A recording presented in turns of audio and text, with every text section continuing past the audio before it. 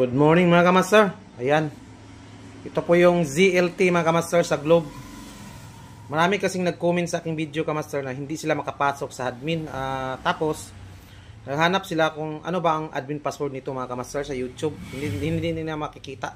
Hindi nila ma-search. Ngayon, ipakita ko sa inyo kung ano ba ang full admin nito mga kamaster. Ito po yung Globe mga kamaster. Baka itong video mga kamaster makatulong sa inyo. Sundan lang po ninyo yung hanggang dulo mga kamaster. Ayan, baka malutas pa yung problema mo sa maraming na-connect sa inyong modem na Globe at Home. Tapos, pag hindi po ninyo makakuha mga kamaster, ilagay ko sa description sa baba yung pangalan ko at saka number ko. Ayan. Doon kayo mag-contact pag hindi kayo maka-access sa ganitong modem. Ayan mga kamaster. Basic lang po itong kamaster. Basta alam niyo yung serial number at saka MAC address. Yan lang po ang hinahanap dito mga kamaster na modem. Contact lang po ninyo ako.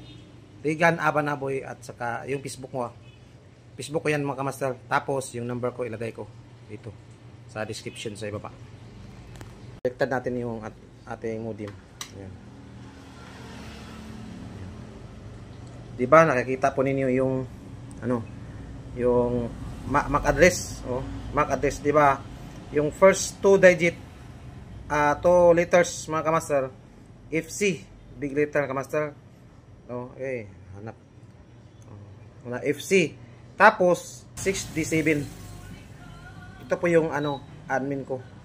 Take at FC tapos 6D7. Ito po yung admin ko. Ayan mga kamaster. Ilagay ko sa screen mga kamaster ito. Ayan. Take at FC tapos 6D7.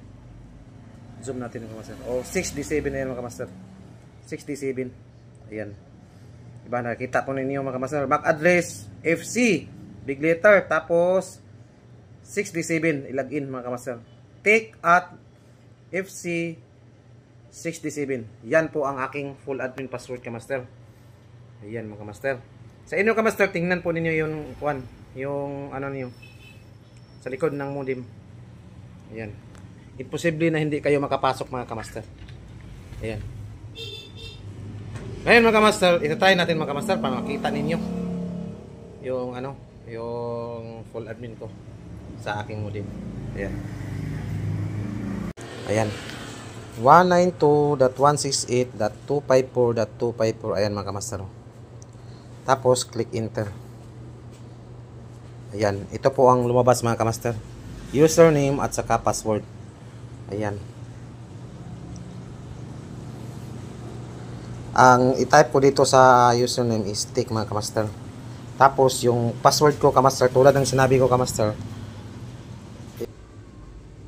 Tandaan po ninyo kamaster, ibang-iba yung mga ating MAC address at saka serial number. Ayan. Tick at FC 6D7. Yung FC kamaster, yan po ang MAC address ko. Tapos yung serial number ko is 6D7. Last 3 digit mga kamaster sa serial number. Tapos sa MAC address kamaster, first 2 digit. Ayan mga kamaster. Tandaan po ninyo kamaster ha. Pag hindi kayo nakapasok kamaster, tawagan muna ako. Ayan mga kamaster. Ilagay ko sa description sa baba yung contact number ko at saka Facebook ko. Ayan. Tapos mag-login tayo. Diba nakapasok na tayo mga kamaster. Ayan. Pasok na tayo. Punta tayo sa gilid. Ayan. Tapos advance. Ayan mga kamaster. Network. Diba? Balik tayo sa ibaba. Wi-Fi setting. Ayan. Kung gusto niyo palitan yung setting ng password ng inyong Wi-Fi, pwede. Yung BC kamaster, ito po yung BC kamaster. Ito po yung 2.4 at saka 5G mga kamaster. Ayan. 'Di ba? Pag dito sa 2.4 mga kamaster, hindi niyo na ma-edit kamaster ba? Hindi niyo na ma-edit. Kasi nakalock po yan mga kamaster. Kung gusto niyo i-open mga kamaster, click lang dito sa gilid kamaster. Ayan, di ba? Pwede na natin palitan yung ating admin password. Okay. 'Di ba? Tapos 5G, ayan. Yung 5G natin mga kamaster, balik tayo. Pero ito balik, palitan natin yung 5G. Ayan mga kamaster. Ito po yung 5G kamaster. Madali lang po yan mga kamaster, basta importante makapasok kayo sa admin. Tandaan niyo kamaster, iba't ibang serial number at saka MAC address kamaster. Hindi po parihat ng password ko sa iyo. Ayan, magdepende sa serial number at saka MAC address yung modem na ito mga kamaster. Iba ang klase na modem nito mga kamaster. ZLT. Mga kamaster, ito po yung mga GTE modem mga kamaster. Matagal na po ito kamaster, pero parang mamo pa rin yung signal niya kamaster, yung wifi niya, antenna kamaster ba. Ayan. Tapos ito po yung uin nyo kamaster. Uin nyo. Ito mga kamaster, uin nyo. Ayan. Marami po tayong mga modem na ni kamaster. ZTE na bagong version kamaster. Ayan. Wala po itong linis kamaster, pero mamaw pa rin yung antenna na kamaster. Ayan. Tapos meron tayong Nokia. Ayan mga kamaster. Nokia lead fiber. Ito kamaster, na i-vlog ko na to. Nandun na sa aking video. Ayan, i-vlog ko na ito kamaster. Yung red fiber. Ayan mga kamaster. Manamay pa tayong modem kamaster sa itaas mga kamaster. Ayan. Ito po yung bago nila kamaster na globe. Ayan. May globe po tayo mga kamaster. Oo, di ba? Para siyang uinyo. Uinyo siya. Pero iba, may butas-butas. Tawag nila dito sa modem Wi-Fi 6 daw mga kamaster. Ay, Luis sa baguhin. Oo, di ba?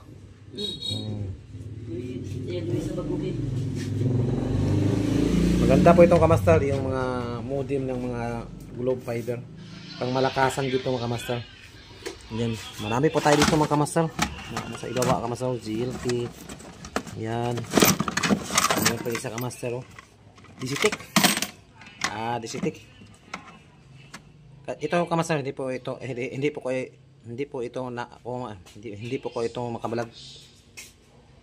Ayan mga kamaster. Kasi tawag doon? Wala pa akong admin dito kamaster. Naghahanap ako. Pero wala na tong modem mga kamaster. Peace out na to mga kamaster kasi parang na-bankrupt na yung Disitik. Ayan. Tulad ng sinabi ko kamaster, sunda lang po ninyo yung mga video kanina kamaster. Ayan. Sus, marami pa dito mga kamaster. Mga modem kamaster. Pero itong ibang modem mga kamaster, parang sira na mga kamaster. Hindi na po yan gumagana. Kasi parang nag-expire na siya. Okay, diba? Nag-expire na. Shout out dia sa inyo lahat. Pag naabot ka dito sa aking last video, sana malutas po ninyo yung problema ninyo na kung paano pasukin. Salamat sa lahat na nakapanood sa aking video. Salamat. Ayan. Sa nagtatanong, location ko nandito sa Mindanao. Salamat.